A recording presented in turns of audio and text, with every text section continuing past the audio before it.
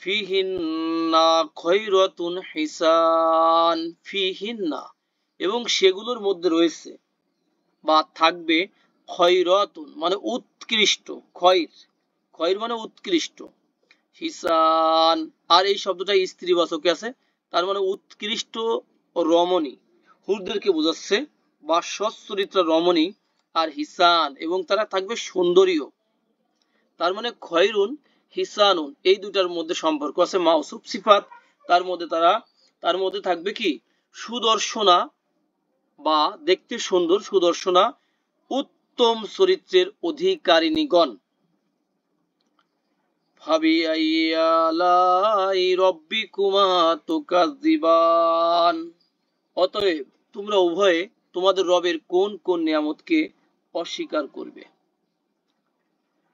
Hurun হুরুম মাকসুরাতুন মাকসুরাতুন feel খিয়াম, তাহলে Hurun, Hurun মানে হুরগণ, মাকসুরাতুন এবং এটা হলো সুরক্ষিত, যাদেরকে সুরক্ষিত করা হয়েছে, সুরক্ষিত এখানে রক্ষিতা বলবো, সুরক্ষিতা, ফিল খিয়াম, ফি মানে মধ্যে আর খিয়াম মানে তাবু, তাহলে তাবুর মধ্যে তারা এই সুরক্ষিত রমণীরা থাকবে। এটাতে আমরা যদি ভেঙে দেখাই তাহলে হবে কফ সদ র, কসর ইয়াকসিরু, আর এটার মাফুল হবে মাকসুরতুন, মাকসুরতুন, মাকসুরতুন, প্লুরালে হয়ে যাবে মাকসুরতুন, মানে যারা সুরক্ষিতা বা যাদেরকে মানে কি করা হয়েছে, মানে সুরক্ষিত করা হয়েছে। ফাবিআইয়ি আলাই রব্বিকুমা তুকাজ্জিবান, অতএব তোমরা উভয়ে তোমাদের রবের কোন কোন নিয়ামতকে অস্বীকার করবে, ডিনাই করবে। লাম ইয়াতমিসহুন্না ইনসুন ক্বাবলাহুম ওয়ালা জান, লাম, লামের ব্যবহার আমরা জানি সবাই। দেখেন লাম এই শব্দটার কাজ কি, এই শব্দটা আসলে আসলে নেগেট করে দেয়, এটার অর্থ হয় কখনো না, অতীতকালের অর্থ দেয়, কিন্তু সে কিন্তু অনতীতকাল তথা মুদরির পূর্বে বসে আর অর্থ দিবে অতীতকালের, আর মুদরির এক বচনের শেষে শেষে সাকিন দিবে আর দ্বিবচন অথবা বহু বচনে নুনটাকে বিলুপ্ত করে দিবে, আর অর্থ হবে কখনো না।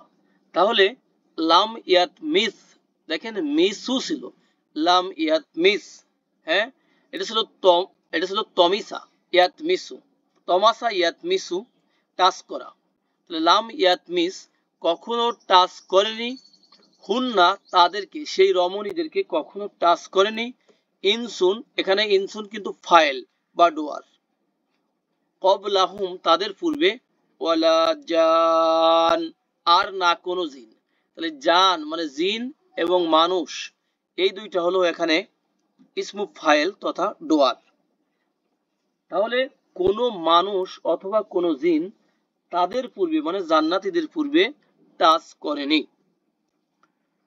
ফাবিআইয়ি আলাই রব্বিকুমা তুকাজ্জিবান, অতএব তোমরা উভয়ে তোমাদের রবের কোন কোন নিয়ামতকে অস্বীকার করবে। মুত্তাকিনা আলা রফরফিন খুদরিন, খুদরিন আমরা এখানেই থেমে যাই, তাহলে মুত্তাকিনা তারা হেলান দিয়ে বসবে, এটা হলো ইত্তাকা ছিল, ইত্তাকা ইয়াত্তাকি সেখান থেকে হয়ে যাবে কি মুত্তাকিন, মুত্তাকুনা মুত্তাকিনা, এটা হলো যিনি হেলান দিয়ে বসেন, এখানে প্লুরালে আছে, তাহলে তারা হেলান দিয়ে বসবে আলা উপরে, রফ রফিন খুদরিন এই দুইটা মাউসুফ সিফাত, তাহলে রফ রফিন হচ্ছে যে বালিশ জাতীয় আর খুদরিন হলো সবুজ, তার মানে সবুজ বালিশের উপরে তারা হেলান দিয়ে বসবে। বালিশ এটার বিভিন্ন রকম অনুবাদ করা হয়েছে, আমরা অনুবাদগুলো একটু দেখে আসি।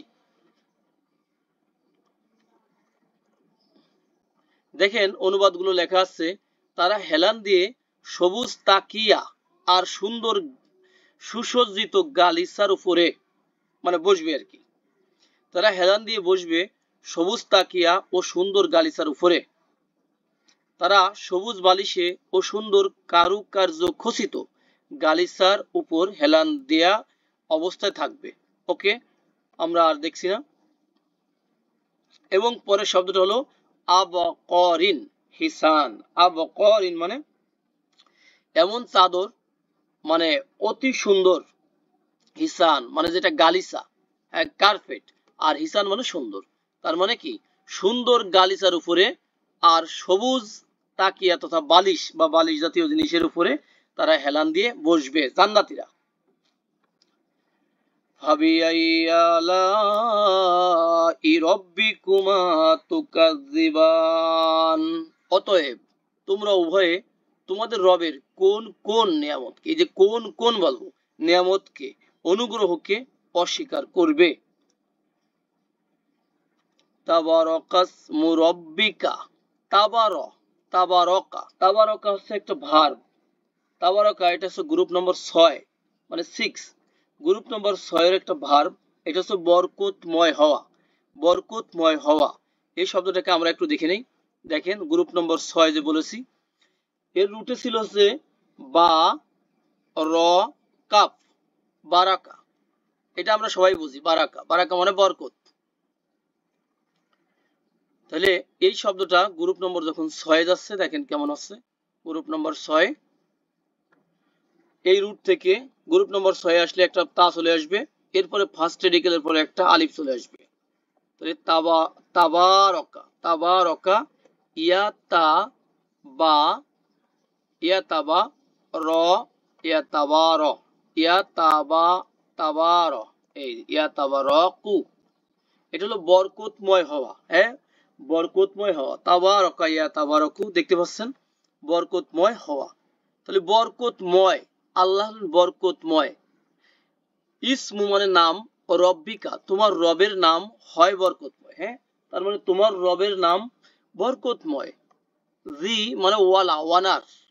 জালালি মানে মহিমা, মহিমা মানে মহিমাওয়ালা। অল ইকরম এবং যিনি দয়াময়, যিনি, হ্যাঁ, ইকরম মানে যিনি দয়াময়, হ্যাঁ, দয়াওয়ালা। তার মানে কি বলবো এটাকে আমরা, মানে মহানুভব। তার মানে দয়াওয়ালা, এই যে মহানুভব, এবং যেটা এইটাকে একসাথে বলবো মহিমান্বিত আর মহিমাময়, একসাথে দুইটার উপরেই কিন্তু জি কাজ করছে।